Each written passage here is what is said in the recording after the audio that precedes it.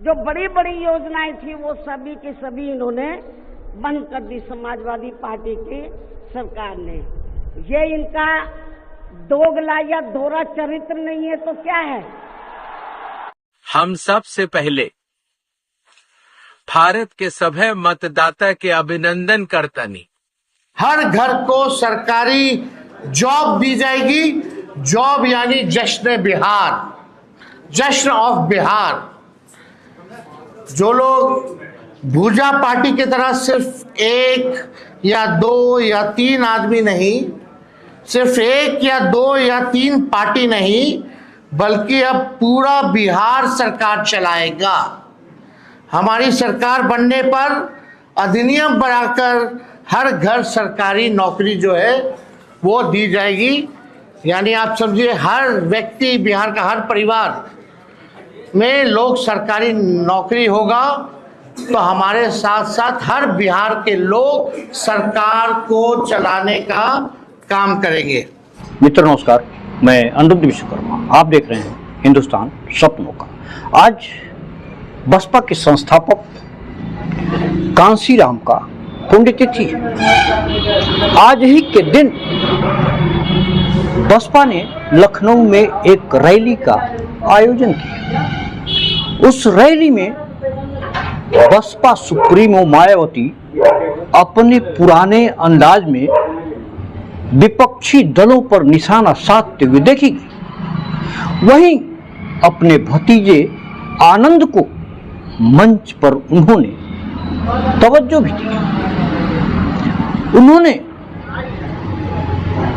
जहां उत्तर प्रदेश के मुख्यमंत्री योगी आदित्यनाथ का तारीफ किया, वहीं सपा को दोगला पार्टी बताया। लेकिन जब अब वो सत्ता से बाहर है समाजवादी पार्टी, तो अभी 2-3 दिन पहले वो मीडिया में खबर छपवा रहे थे कि हम मान्यवर श्री कांशीराम जी के सम्मान में संगोष्ठी करेंगे। लेकिन जब वो सरकार में रहते हैं तो ना उन्हें पीडीए याद आता है और ना मान्यवर श्री कांशीराम जी की जयंती और ना ही पुण्यतिथि उनको याद आती है सरकार में रहकर। लेकिन जब वो सत्ता से बाहर हो जाते हैं तो समाजवादी पार्टी को फिर याद आता है कि हमें संगोष्ठी करनी चाहिए। मैं सपा मुखिया अखिलेश यादव से मैं ये पूछना चाहती हूँ, यदि मान्यवर श्री कांशीराम जी के प्रति आपका इतना ही आदर सम्मान था, तो जब यूपी में मेरी सरकार थी तो मेरी सरकार ने अलीगढ़ मंडल में कासगंज के नाम से अलग से जिला बनाया। उस जिले का नाम मान्यवर श्री कांशीराम जी नगर के नाम से रखा था। लेकिन जैसे ही समाजवादी पार्टी पावर में आई, उन्होंने नाम बदल दिया। मान्यवर श्री कांशीराम जी के नाम पर हमने कॉलेज, यूनिवर्सिटी, अनेकों संस्थानों के नाम रखे, अनेकों संस्थानों के नाम रखे, जनहित की योजनाएं शुरू की। सारी की सारी अधिकांश जो बड़ी बड़ी योजनाएं थी वो सभी की सभी इन्होंने बंद कर दी समाजवादी पार्टी की सरकार ने। ये इनका दोगला या दोहरा चरित्र नहीं है तो क्या है? भीड़ जमकर हुई, लाखों लोगों की भीड़ हुई। सूत्रों के अनुसार 5 से 6 राज्यों के लोग पहुंचे थे।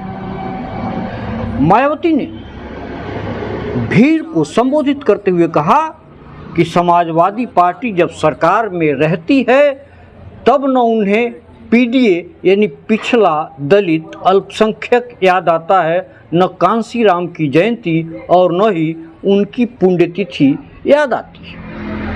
यूपी में अपने कार्यकाल का जिक्र करते हुए मायावती ने कहा कि हमने कांसीराम जी के नाम पर कई संस्थानों के नाम रखे, कई योजनाएं शुरू की, जिन्हें समाजवादी पार्टी ने सत्ता में आते ही बंद कर दिया। यह उनका दोहरा चरित्र नहीं है तो क्या है? मायावती ने आगे कहा कि जब उत्तर प्रदेश में हमारी सरकार थी तो कांसीराम के आदर सम्मान में स्मारक स्थल बनाए गए थे। उस वक्त हमारी सरकार ने ये व्यवस्था की थी कि यहाँ एंट्री टिकट लेकर के लोग आएंगे और इससे आने वाले पैसे का इस्तेमाल स्मारक और पार्कों के रखरखाव में खर्च होगा।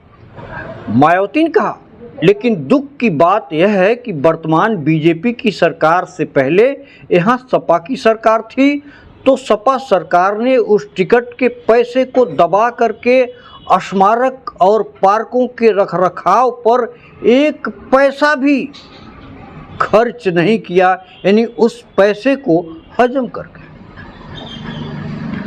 इन स्थलों की हालत जर्जर हो चुकी है। वहीं उन्होंने कहा कि मैंने उत्तर प्रदेश के मौजूदा मुख्यमंत्री को लिखित चिट्ठी के जरिए कहा और आग्रह किया कि टिकटों के पैसे को स्मारक और पार्कों के रखरखाव पर लगाया जाए। मायावती के संबोधन के बाद अखिलेश ने अपने ट्विटर हैंडल पर 12:20 पर ट्वीट करके लिखा, क्योंकि उनकी अंदरूनी साठ-गांठ है जारी, इसीलिए वो हैं जुल्म करने वालों के आभारी। तो कुल मिलाकर के आरोप प्रत्यारोप की राजनीति शुरू है, इसलिए कि 2027 में विधानसभा चुनाव होने। मित्रों, जब से बिहार विधानसभा चुनाव की घोषणा हुई है तब से स्थानीय दल कुछ नाराज से दिख रहे हैं। उसका कारण है सीट बंटवारा। सबसे ज्यादा नाराज जीतन राम मांझी दिखाई दे रहे। न्यूज एजेंसी पीटीआई से बातचीत करते हुए जीतन राम मांझी ने कहा कि लोकसभा में हमें 2 से 3 सीटें और राज्यसभा में 1 सीट मिलने की बात थी, लेकिन वह मिला नहीं। उन्होंने कहा कि हमने किसी से कोई शिकायत नहीं की, चुनाव लड़ा, उसमें जीते और यहां तक पहुंचे। मांझी का कहना है कि उनकी पार्टी हिंदुस्तानी आवाम मोर्चा यानी सेकुलर को अब तक मान्यता नहीं मिली है। जहां तक विधानसभा की बात है, हमारी पार्टी को मान्यता प्राप्त नहीं हुई है। इसके लायक हमें सीटें मिलें ताकि हम मान्यता प्राप्त कर सकें। साथ ही उन्होंने बताया कि सीट शेयरिंग को लेकर के अभी तक कुछ तय नहीं हुआ है। रामधारी सिंह दिनकर राष्ट्र उनकी कविता को ट्वीट करते हुए जीतन राम मांझी ने लिखा कि हो न्याय अगर तो आधा दो, यदि उसमें भी कोई बाधा हो तो दे दो केवल 15 ग्राम, रखो अपनी धरती तमाम, हम वही खुशी से खाएंगे, परिजन पे असी न उठाएंगे। मित्रों, जीतन राम मांझी की जो कविता है वह सीट शेयरिंग से जोड़ करके देखा जा रहा है, लेकिन रामधारी सिंह दिनकर की एक कविता मैं भी कहना चाहता हूं।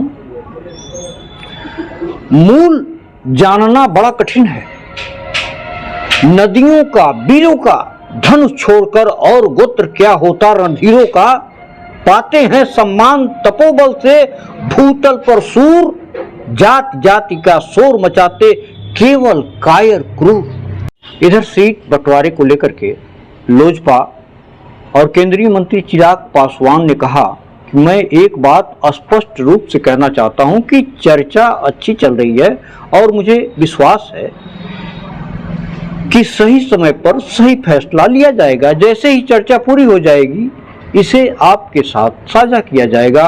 उन्होंने मीडिया के द्वारा फैलाए जा रहे प्रोपेगेंडा पर भी जम करके मीडिया को आड़े हाथों लिया। जानकारी तो मुझे लगता है सूत्रों के माध्यम से आप सबके पास है ही, क्योंकि मैं तो हर रोज देखता हूँ कि आज चिराग नाराज है तो आज चिराग खुश है, आज चिराग ने इतनी सीटों की मांग की, आज चिराग ने इतनी सीटों की मांग की। एक बात मैं स्पष्ट तौर से कह दूं कि बातचीत अच्छे तरीके से, और मैं मानता हूं कि सही समय पर सही फैसला ले लिया जाएगा। तो सूत्रों के माध्यम से जो खबरें आप लोग अपने चैनल पे चला रहे हैं वो सब गलत है।